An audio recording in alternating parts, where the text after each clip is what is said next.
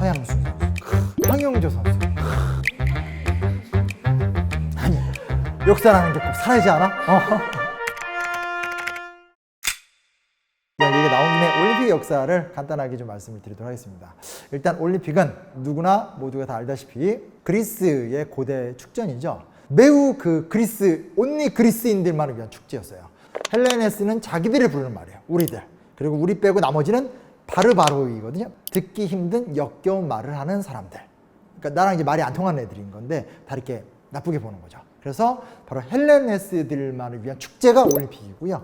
다만 이제 이걸 왜 했냐라고 따질 때 발칸반도도 그렇고 그리스 반도도 그렇고 대부분 해안가에 작은 평야가 있고 대부분 그 뒤에 넘기 힘든 굉장히 높은 산맥이 있어요. 그리고 내륙이 이어져요. 지금 우리처럼 내륙을 중심으로 해서 영역을 관할하기 되게 힘들고 해안가를 중심으로 거주지가 나눠질 수밖에 없는 지역적 특징이 있는 거예요. 해안가에 폴리스를 건설하고 섬에도 폴리스를 만들고 하는 문화들이 있으니까 이 사람들만의 일체성을 확인하는 장소. 이건 좋은 의미예요. 나쁜 의미 뭐냐? 난 아테네 출신이야. 테베, 아유, 저 촌동네. 뭐 이라든지, 난 스파르타야. 이런 식의 폴리스 간의 경쟁도 있어요. 그래서 이게 하나의 체계적인 일종의 제의, 축전인데 도시국가들만의 명예나 영광이 되어가는 약간 이중적인 좀 성격이 띠게 되죠. 그리고 이 축제에서는 철저하게 여성도 배제가 되고 노예들도 배제가 되고 오직 남성 시민들만 딱 들어가게 돼 있어요. 그러니까 굉장히 좀 축제 자체가 모양새가 한계가 뚜렷한 거죠. 그리고 유일하게 여성 한 명이 봅니다. 그 여성은 여성이기 때문에 보는 것이 아니고요. 여신 역할을 하는. 그러니까 이 대회가 신성한 제전이거든요. 그러니까 종교적 제의 성격이 강하기 때문에 여신 역할을 하시는 분이 홀로 고고하게 앉아서 계속 앉아 계세요. 내려다보는 거. 또 하나 조금 민망하고 충격적인 것은 올 나체로 했다라는 것들. 그러니까 옷을 하나도 안 입었어요.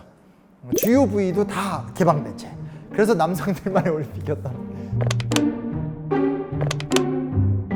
근데 그게 이제 이중적인 의미가 뭐가 있냐면 일단은 그리스가 다른 문명권에 비해서 그 누드상이 발달됐잖아요. 조각상.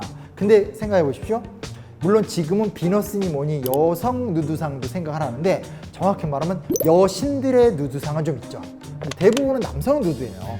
그래서 남성의 신체를 굉장히 우월하게 보고 남성의 신체미를 완성에 가깝다고 보고 동성애에 대해서 개방적이었다기보다는 그냥 용인하는 분위기였다라는 게 좀 중론이에요. 그 이면에는 여성을 굉장히 좀 열등하게 보고 여성의 누드를 좀 추하게 보고 이런 거랑도 연결이 돼 있어요. 그래서 지금과 좀 다른 형태로 올림픽이 진행이 됐다라는 것들, 이런 얘기하면 그리스인들께서 싫어하시겠지만 이게 역사적 사실이다라는 거 말씀을 드릴 수밖에 없고요. 언제부터 했느냐를 따지기 힘들어요. 왜 따지기 힘드냐? 실제로 소위 말하는 암흑기라고 해가지고 기원전 8세기경에 그리스 반도 일대 대지진이 한번 일어났었어요. 대지진이 일어나면서 이전의 문명이 다 파괴가 돼서 고고학적 유적을 제외하고는 사실 기록으로 남아있는 게 없어요.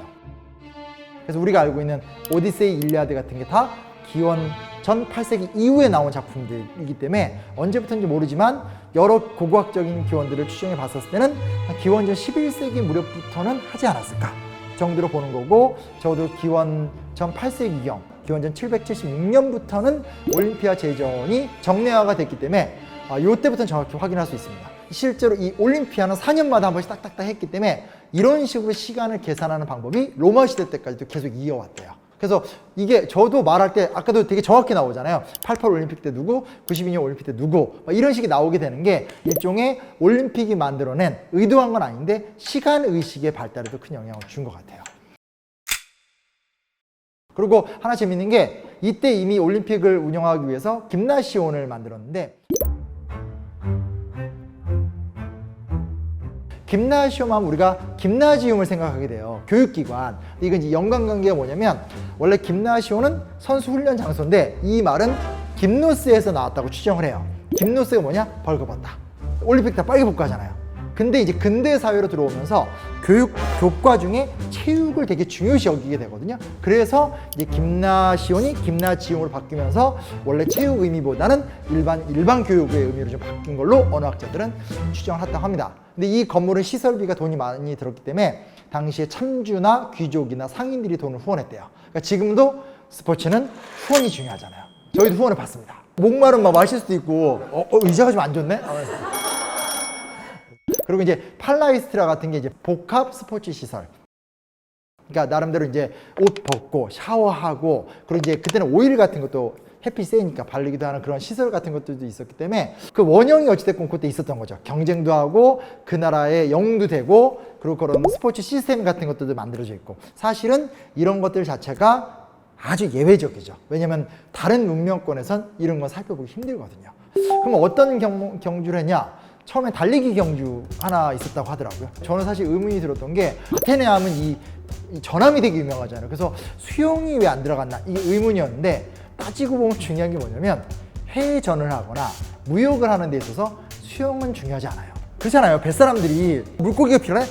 뭐 이런 거 안 하잖아요. 그러니까 다 이렇게 배를 잘 몰고 다니면서 하는 거지. 그래서 아마 결국은 강인한 체력을 유지하는 데 있어서의 어떤 기초 체력, 또 이제 전투라는 게 백병전이니까 싸우는 기술, 이런 것 때문에 레슬링이나 권투, 격투기로 발전한 거고, 이 수영은 별도의 어떤 그런 걸로 발전하지 않지 않았나, 이렇게 생각할 수 있습니다. 그리고 금메달 이런 건 없었고요. 개최지에 따라 좀 차이가 있는데, 예를 들면 이제 올림피아의 중심지에서는 이제 헤라클레스의 성스러운 올리브 나뭇가지로 이렇게 개관을 딱 만들어서 줬다고 합니다. 헤라클레스의 어떤 신화가 묻어 있는 거니까 신성한 거죠. 또 델포이에서 이제 올림피아를 할 땐 아폴론 신의 신성한 올기스 나뭇가지를 줬다고 합니다. 결론은 나뭇가지를 줬다. 근데 이제 우승의 대가는 진짜 엄청났던 게, 완전 스타가 됐대요. 이때도 우리 폴리스를 빛냈다. 그래서 아테네 같은 경우는 500드라크마 정도 줬는데, 그게 그 당시로는 양 500마리 정도, 엄청난 금액이었다고 할 수 있겠죠. 이제 이거는 계속 진행은 됐는데, 그리스 폴리스가 무너지고 나니까 알렉산더 이제 제국이 만들어지는 거잖아요. 헬레니즘 시대에 들어와선 황제가 주관하는 축전으로 바뀌게 되고요. 그 로마 시대 때도 올림픽은 꾸준히 지역 축제로는 진행이 됐대요. 그러다가 로마 제국이 전성기로 가면서 사치와 향락이 심해지잖아요.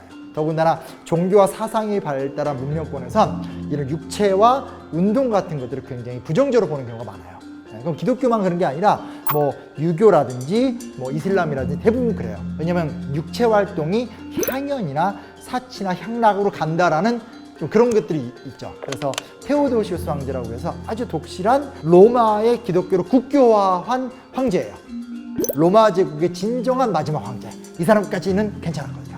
근데 그분이 올림픽을 정면적으로 금지하게 되면서 사라지게 됩니다. 고대 그리스인들이 남긴 유산이 참 많은데, 그 중에 하나는 스포츠십이라는 좋은 상상력을 만들어줬다는 건 그분들한테 좀 감사해야 될 것 같다라는 생각을 해보게 됩니다.